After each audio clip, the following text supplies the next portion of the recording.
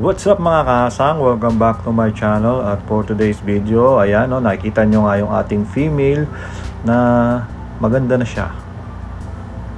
So anong ibig sabihin niya? Pag ang female na flower horn natin ay gumaganda na at nag-iiba na yung kulay, syempre kailangan na niyang i-breed at malapit na yung umitlog. So medyo naglilinis na rin siya ng kanyang mga pwesto dyan, kaya i-breed na natin ito. Ito yung nanay ng ating HB12, no? Pagpasensyaan nyo na yung ating aquarium dahil medyo malabo yan. So itong nanay ng ating HB12, 1 month na yan na huling nag-itlog, kasi kung maalala ko, sweldo ng sweldo ng Facebook namin, nangitlog yan. So every time na mag-sweldo ako ng Facebook, alam ko mangitlog yan. So kailangan na natin i-prepare yan at kunin na natin yung ating gamit para sa pag-iitlogan niya. Alright mga kasang, no? So nandito nga yung ating male at gaya nga sabi ko, no, kung saan nyo kinondisyon yung male, doon nyo na rin i-breed yan. So dyan na natin ilalagay itong iitlogan na ating female.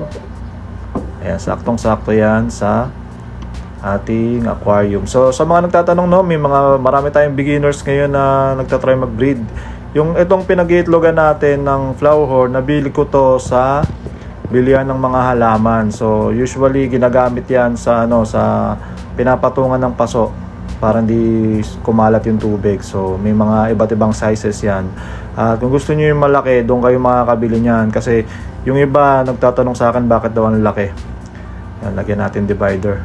Bakit daw ang laki ng gamit ko? Yung sa akin kasi, binili ko sa bilihan ng paso yun, hindi yun patokaan ng manok. Sa patokaan ng manok kasi, ay maliit lang talaga yung size noon. So, yan. Gamit tayo ng divider. Yan, yung gamit kong divider, yung acrylic, no? Sa mga magtatanong din. Ang gamit ko dyan is acrylic divider. Tapos, kaya may butas yan kasi trip ko lang. Ginaya ko lang din sa iba yan na may mga butas-butas. Gamit ko yan, mga 6 years na. Ayos pa rin. So, sa mga magdi-divider, no? Ayan, tip ko lang, huwag niyong pupunuin yung tubig dahil pwedeng tumalon yung ating isda sa kabila. So, medyo bawasan yung tubig. Huwag apaw na apaw. So, kunin na natin yung ating female. At hindi naman siguro to may stress. So, ayan, no. Pag, kabuanan niya na, no. Pag kabuanan na ng kanyang pangingitlog, ayan na nga yung mga sinabi ko sa inyo na mga signs. Naglilinis na ng kanyang pwesto at maganda na yung kanyang kulay.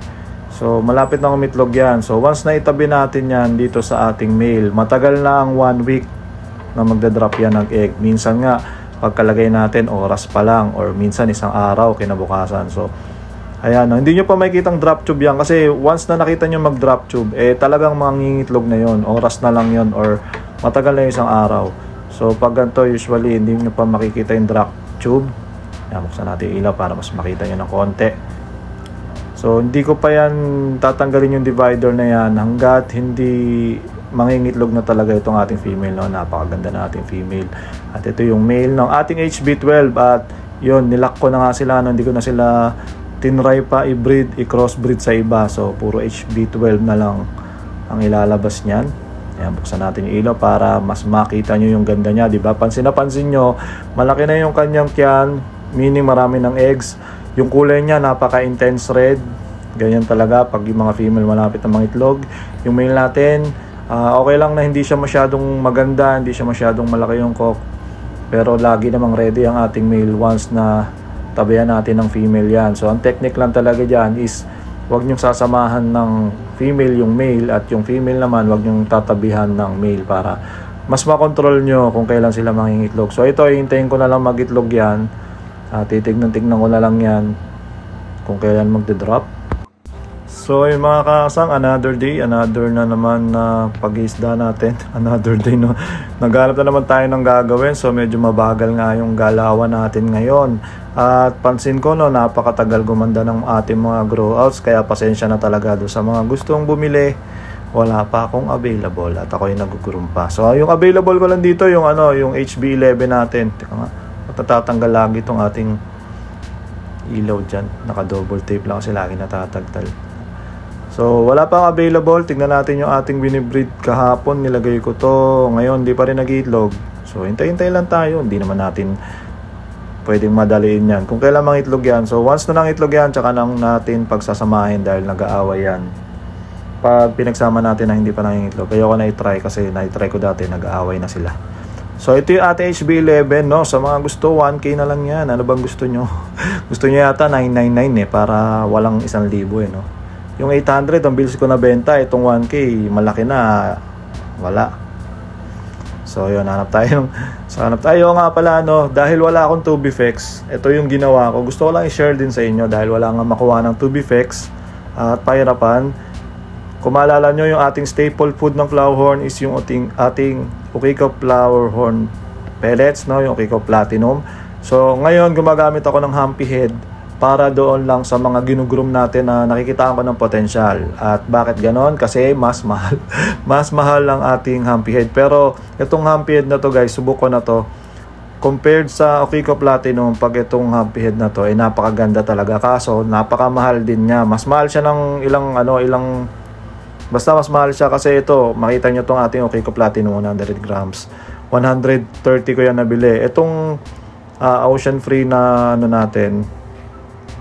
na pagkain natin na to na Humpy Head, 25 grams lang siya, 90 pesos na siya. So, di ba, 2 piraso lang nito, 50 grams lang nito, mas mahal pa siya dun sa Ukiko Platinum natin na 100 grams.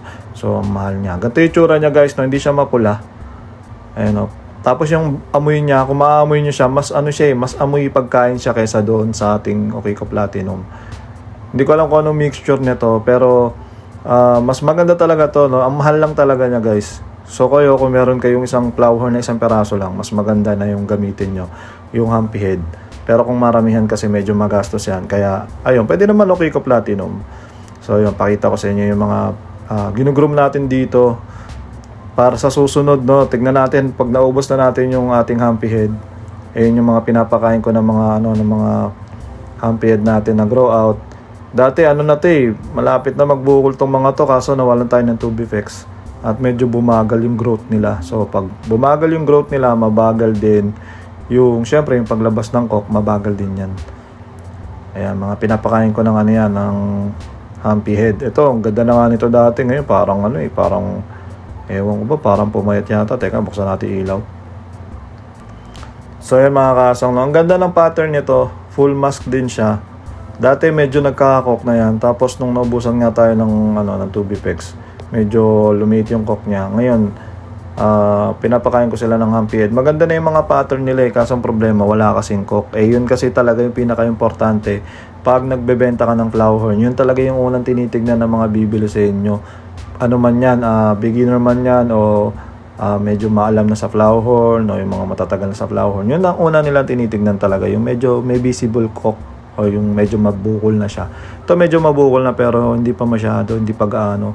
Kaya hindi ko pa binibenta yung ganyan kasi hindi pa rin ako sigurado dyan kung male nga ba yan o female. So mahirap na pag nagbenta tayo na hindi natin sigurado yung gender, baka may post tayo, no? So yeah, marami akong pinapalaki mga fry pa dito na wala pang potential. At hindi ko alam kung magkakaroon ng potential. So hintay-hintay na lang muna at update na lang muna tayo, no?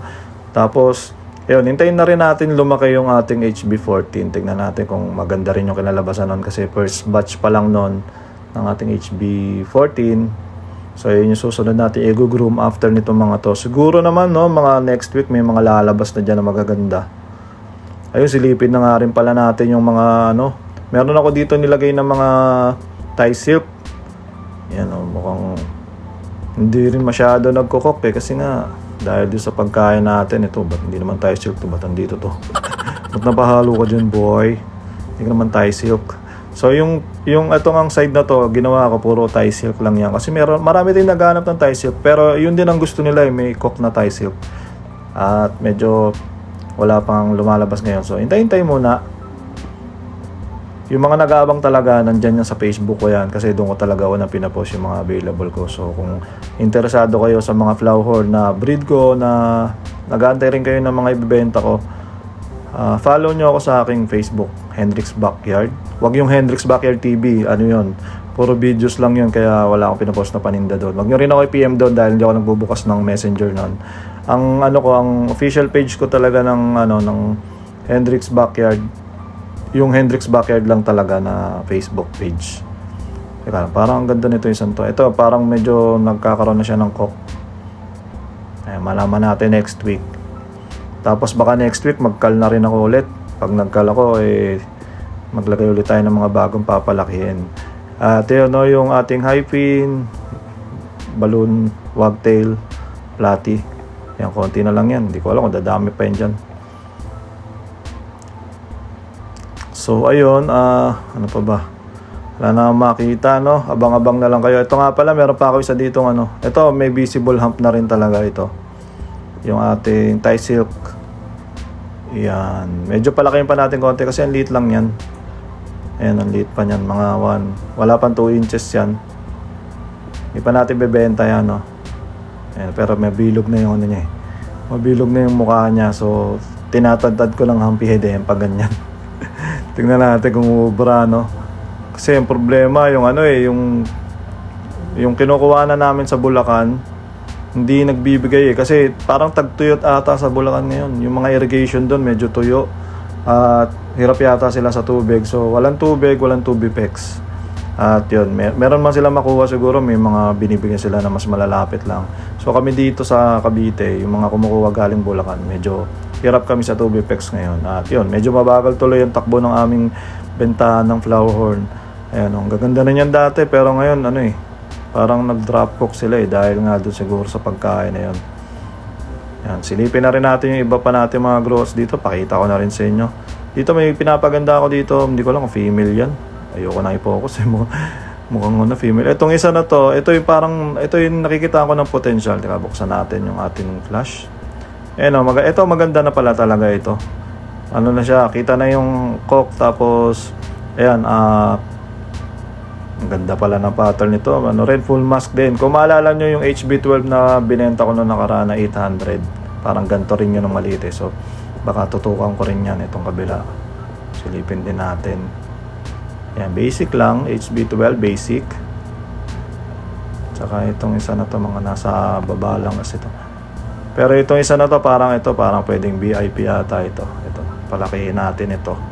Meron tayong VIP ulit. Tingnan natin kung mapapalaki muna natin yung cock. Pero sa itsura naman niya, tingin ko magkakaroon na siya ng cock. Ayan, kailangan konting panahon na lang, mapapaganda rin natin yan. Ayan, ganda. Talagang full mask din. Ayan, hayaan muna natin siya dyan. Tapos pag gumanda, post natin ulit. So, ayun, no, hanggang dito na lang muna sa video na to. At wala pa tayong ma-update. Mga flower horn fry natin, yan, available pa rin. Sana nag-enjoy kayo. Sa mga hindi pa nakasubscribe, subscribe na kayo sa aking channel. Ayan, yung mga fry natin. Binibenta ko 100 each ng HB12. Ayan, so ayan, no? Sana nag-enjoy kayo sa video na to. Maraming salamat sa mga nanood. Peace out.